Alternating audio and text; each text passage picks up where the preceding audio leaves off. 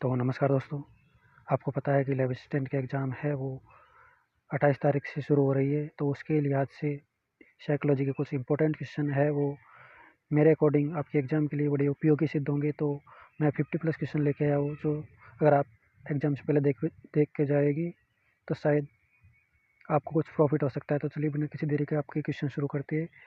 बड़े important question है। चलिए पहला क्वेश्चन है, प्रतिबल की विपरीत अवस्था को क्या कहते हैं? प्रतिबल की विपरीत अवस्था है उसको क्या कहते हैं? तो इसका आंसर है दोस्तों शिथिलीकरण। क्या कहते हैं? शिथिलीकरण।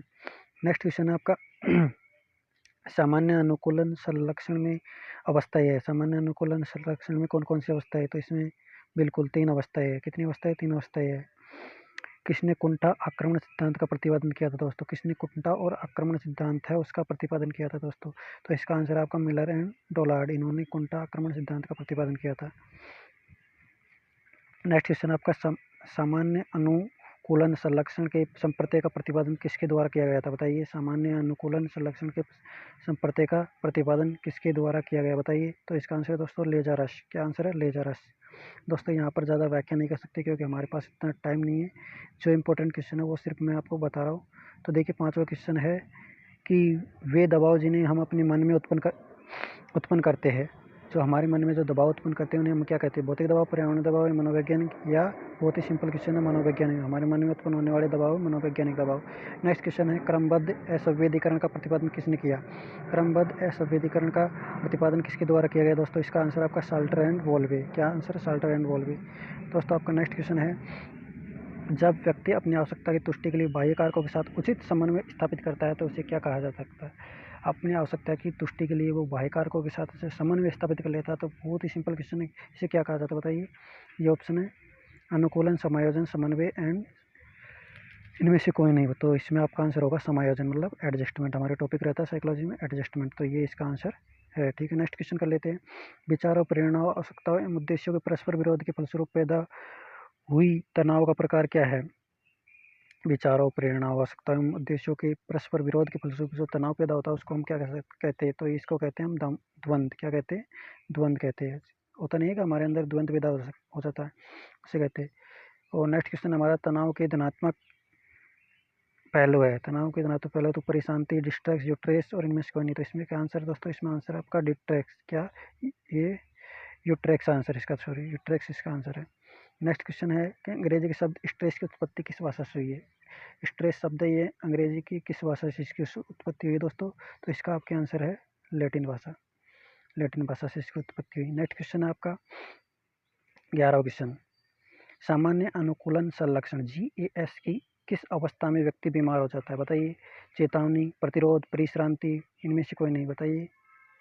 हाँ तो दोस्तों बताइए क्या इसका आंसर है? तो दोस्तों इसका आपका आंसर है परिश्रांति। ठीक है, नेक्स्ट क्वेश्चन करते हैं, निम्न में से कौन सा समन्वय सामान्य अनुकूलन के संलक्षण के चरण है? तो कौन सा सामान्य अनुकूलन है उसके संलक्षण के चरण है दोस्तों? बताइए। इसमें से आपका क्या आंसर है? तो दोस्तों इसमें आपका आंसर है प्रतिरोध। क्या आंसर है? प्रतिरोध। नेक्स्ट क्वेश्चन है हमारा, बाह्य प्रतिबलों के प्रति की गई प्रतिक्रिया क्या कहलाती है? बाह्य प्रतिबल है उनके प्रति जो हमारी क्रिया की जाती है उसे क्या कहा जाता है दोस्तों? तो वो कहलाता है खिंचाव। क्या? खिंचाव।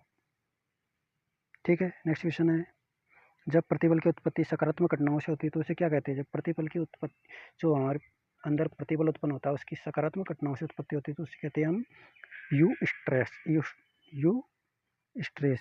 क्या? Eustress. Stress. Next question है दोस्तों, जब नकारात्मक घटनाओं से प्रतिबल की उत्पत्ति होती है तो उसे कहते हैं डिस्ट्रेस। इसका उल्टा है बिल्कुल, उसे क्या कहेंगे हम? डिस्ट्रेस। नेक्स्ट क्वेश्चन है, जिस उद्दीपक से तनाव उत्पन्न होता है उसे क्या कहा जाता है? जिस उद्दीपक से तनाव उत्पन्न होगा उसे, सिंपल सा क्वेश्चन है बिल्कुल, प्रतिबलक या दबाव कारक, स्ट्रेसर, मतलब दबाव उत्पन्न करता है। मानसिक रूप से स्वस्थ व्यक्तियों के जीवन में निम्न में से किसकी प्रबलता होती है? जो मानसिक रूप से स्वस्थ व्यक्ति होता है उसमें किसकी प्रबलता होती है दोस्तों? बिल्कुल सिंपल सा आंसर इसका निश्चिंत। वो निश्चित होता है, सर्टेनली रहती है उनकी। ठीक है, बाकी आपका 18वां क्वेश्चन है, सामान्य अनुकूलन संलक्षण में कितनी अवस्थाएं होती है? सामान्य अनुकूलन, ये क्वेश्चन रिपीट हो गया है दोस्तों, पहले आया था 3 अवस्थाएं। तो दोस्तों अगर आपको वीडियो पसंद आ रहा है तो वीडियो को शेयर जरूर कीजिएगा। और हम करने वाले लगभग 50 से 60 के बीच में क्वेश्चन करने वाले हैं जो कि बहुत इंपॉर्टेंट है आपके एग्जाम के लिहाज से। तो 19वां क्वेश्चन करते हैं, मनोवैज्ञानिक दबाव का स्रोत नहीं है। मनोवैज्ञानिक दबाव का स्रोत नहीं है। तो इसमें आपके ऑप्शन है घातज घटनाएं, कुंठा, द्वंद्व और सामाजिक दबाव। तो दोस्तों इसमें आपका आंसर है अभिघातज घटनाएं। नेक्स्ट क्वेश्चन है, प्रतिबल कैसा चर है? प्रतिबल एक कैसा चर है, बताइए प्रतिबल कैसा चर है? हाँ तो दोस्तों बताइए इसमें आपका क्या आंसर है कि प्रतिबल कैसा चर है? स्वतंत्र चर है या आश्रित चर है या मध्यवर्ती चर है या उपयुक्त शब्द? तो इसमें ये सभी तरह का चर है दोस्तों। तो नेक्स्ट क्वेश्चन का देख लेते हैं। निम्नलिखित में से कौन है रक्षा युक्ति है? निम्नलिखित में से कौन है रक्षा युक्ति, बताइए। तो इसमें आपकी रक्षा युक्ति है, एक तो अहम शक्ति, काम शक्ति, ये कोई भी रक्षा युक्ति नहीं है, आपकी रक्षा युक्ति है प्रक्षेपण। नेक्स्ट क्वेश्चन है, निम्न में से कौन प्रतिबल का मूल कारण है? प्रतिबल का मूल कारण क्या है दोस्तों? गलत संज्ञान है हमारे प्रतिबल का मूल कारण है। नेक्स्ट क्वेश्चन है, बाह्य आवेदक के प्रति प्रतिक्रिया को क्या कहा जाता है? तो उसे कहा जाता है दोस्तों बर्न आउट। क्या कहा जाता है? Burn out. नेक्स्ट क्वेश्चन, इनमें से कौन पर्यावरणीय प्रतिबल है? तो बिल्कुल आप पर्यावरणीय जो घटना है उसको देख के ही अंदाजा लगा सकते हो, भूकंप एक पर्यावरणीय घटना है और सभी ऐसी सामाजिक घटनाएं है। ठीक है, नेक्स्ट क्वेश्चन है, निम्न में से कौन प्रतिबल एवं स्वास्थ्य के संबंध पर बल दिया जाता है? तो इसमें आपका आंसर है दोस्तों क्या? शियर। क्या आंसर है आपका? शियर। आधुनिक दबाव शोध का जनक किसे कहा जाता है? बताइए, आधुनिक दबाव शोध का जनक है वो किसे कहा जाता है, बताइए। तो इसमें दोस्तों आपका आंसर है, इस पर क्लिक हो गया है, चलिए ये आपका आंसर है। प्रतिबल प्रबंधन के लिए निम्नलिखित योजनाओं में से कौन अधिक प्रभावी है? बताइए, प्रतिबल जो परियोजना उनमें आपके प्रबंधन के लिए, योजनाओं के प्रबंधन के लिए सबसे अधिक प्रभावी कौन है? प्रतिबल प्रबंधन के लिए सबसे अधिक प्रभावी है संज्ञान परिवर्तन, व्यावसायिक सहारा, पारिवारिक सहायता या सामाजिक सहायता? तो बताइए इसमें आपका आंसर है संज्ञान में परिवर्तन। क्वेश्चन को ढंग से देख लीजिएगा, प्रतिबल के प्रबंधन के लिए निम्नलिखित योजनाओं में से कौन अधिक प्रभावी है? जो प्रतिबल का मैनेजमेंट किया जाता है, प्रबंधन किया जाता है, उसमें सबसे अधिक जो प्रभावशाली योजना वो कौन सी है? तो आपका संज्ञान में परिवर्तन है वो सबसे प्रभावशाली परिवर्तन। ठीक है, निम्नलिखित में से कौन सामाजिक प्रतिबल? बताइए, बिल्कुल इसमें सामाजिक घटना एक ही नजर आ रही है आपको, विवाह विच्छेद, ये सामाजिक प्रतिबल है, इससे सामाजिक प्रतिबल मिलता है। नेक्स्ट क्वेश्चन है हमारा प्रतिबल का नकारात्मक पहलू दोस्तों। प्रतिबल का जो नकारात्मक पहलू दोस्तों वो है यू स्ट्रेस। क्या? यू स्ट्रेस नकारात्मक पहलू। तनाव के ऋणात्मक पहलू दोस्तों, ऋणात्मक पहलू हो गया अपना डिस्ट्रेस। क्या हो गया? डिस्ट्रेस। तो 31वां क्वेश्चन आ चुका है, तनाव प्रबंधन के निम्नलिखित योजनाओं में से अधिक प्रभावी कौन सा है? बिल्कुल वो पहले भी आ चुका था ये क्वेश्चन, संज्ञान में परिवर्तन, ये हमारा तनाव प्रवर्तन के लिए, और पहले वाला क्वेश्चन था तो वो प्रतिबल प्रबंधन के लिए। तो संज्ञान परिवर्तन ये दोनों सेम ही आंसर है इसके। सामान्य प्रतिबल क्या है? निष्पादन घटाता है, बढ़ाता है, क्या करता है सामान्य प्रतिबल? तो ये एक तरह से आपका निष्पादन है वो बढ़ाता है। क्या करता है? निष्पादन बढ़ाता है। क्वेश्चन नंबर 32 हो चुका है हमारा। अंश शैली के अनुसार तनाव क्या है? अंश शैली के अनुसार तनाव क्या है, बताइए आपका इसका आंसर। तो बताइए, आपके आंसर का इंतजार है मुझे। अंश शैली के अनुसार निम्नलिखित से तनाव क्या है? तनाव एक अविशिष्ट अनुक्रिया है। क्या? अविशिष्ट अनुक्रिया। नेक्स्ट क्वेश्चन, संवेगात्मक समायोजन का आशय है। संवेगात्मक समायोजन का क्या आशय है? तो संवेगात्मक जो समायोजन है उसका आंसर है परिस्थिति के अनुसार अपना संवेग है वो व्यक्त करना। परिस्थिति के अनुसार अपना संवेग है वो व्यक्त करना। नेक्स्ट क्वेश्चन है, दबाव प्रतिरोधी व्यक्तित्व में कौन विशेषता नहीं पाई जाती? जो दबाव प्रतिरोधी व्यक्तित्व है, जो दबाव, उसमें कौन सी विशेषता नहीं पाई जाती? उसमें दुश्चिंता नहीं पाई जाती दोस्तों। क्या नहीं पाई जाती? दुश्चिंता।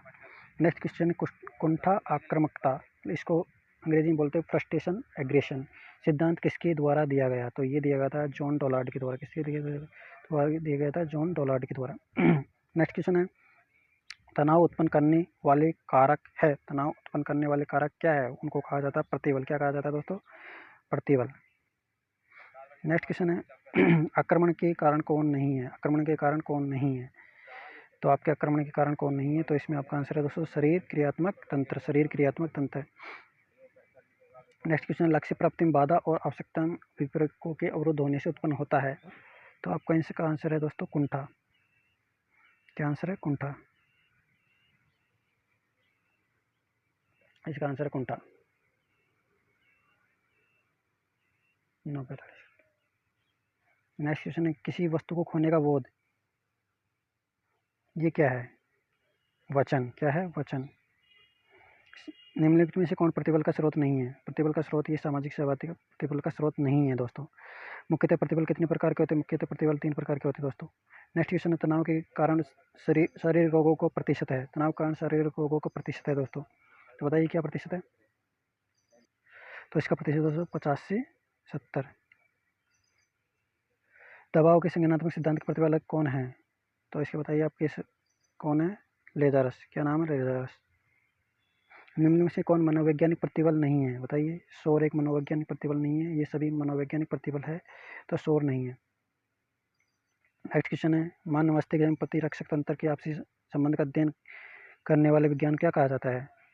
तो इसको कहा जाता है दोस्तों साइको न्यूरो इम्यूनोलॉजी। क्या कहा जाता है? Psycho neuro immunology. निम्न में से कौन मानव निर्मित प्रतिबल है? तो मानव निर्मित प्रतिबल ये सभी आपको घटनाएं दिख रही है, 3 घटनाएं, ये सब नेचुरल घटनाएं या प्राकृतिक घटनाएं, प्रदूषण एक मानव निर्मित घटनाएं। 47-48 सामान्य अनुकूलन संलक्षण की तीसरी अवस्था को क्या कहा जाता है? परिशांति अवस्था। क्या कहा जाता है? परिशांति अवस्था। बर्न आउट अवस्था है। बर्न आउट अवस्था क्या है दोस्तों? बताइए। इसमें से कौन सी शारीरिक मनोवैज्ञानिक क्षीणता? यही इसका आंसर है।